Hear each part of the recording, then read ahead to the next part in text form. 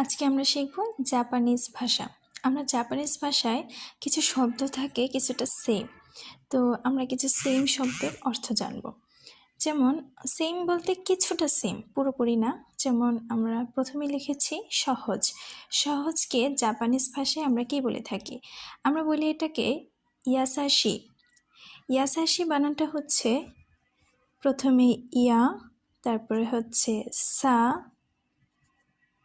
তারপরে শি, তারপর ই।